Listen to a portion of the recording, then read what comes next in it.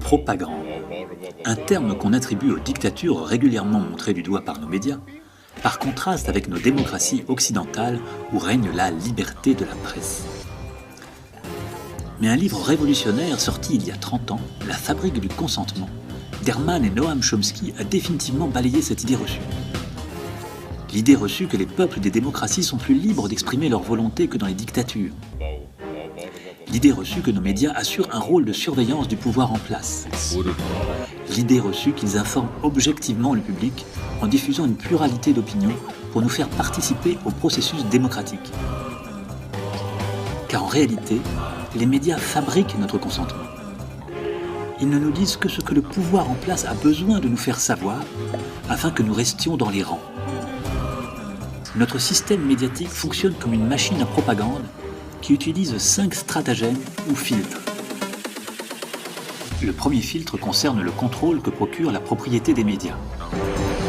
Les médias de masse sont de grandes entreprises qui font souvent partie de conglomérats plus gigantesques encore, dont le principal but est de faire du profit. Du coup, le journalisme critique n'étant pas un vecteur de profit, se retrouve loin derrière les intérêts de ces entreprises géantes. Le second filtre provient de la publicité payée par les annonceurs à qui il faut toujours plaire, et qui donc détermine considérablement le contenu des grands médias. Leur coût de fonctionnement étant assuré par la publicité, les annonceurs leur achètent de l'audience, c'est-à-dire notre attention de consommateur qui doit être formatée pour les satisfaire. Le troisième filtre est la source d'informations sous contrôle de l'oligarchie qui la transmet aux médias comme référence officielle.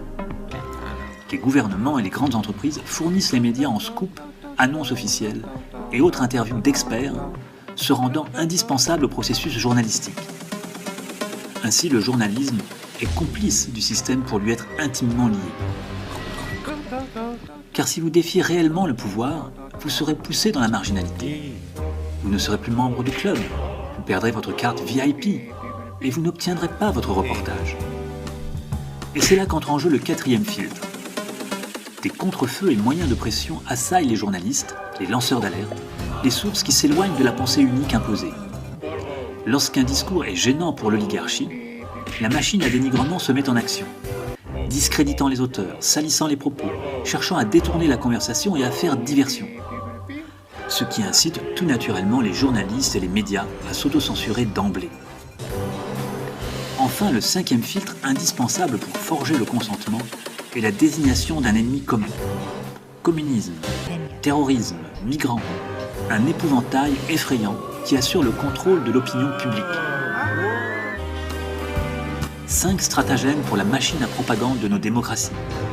5 filtres pour une lessiveuse médiatique globale bien huilée. Le consentement se fabrique tout autour de nous, tout le temps.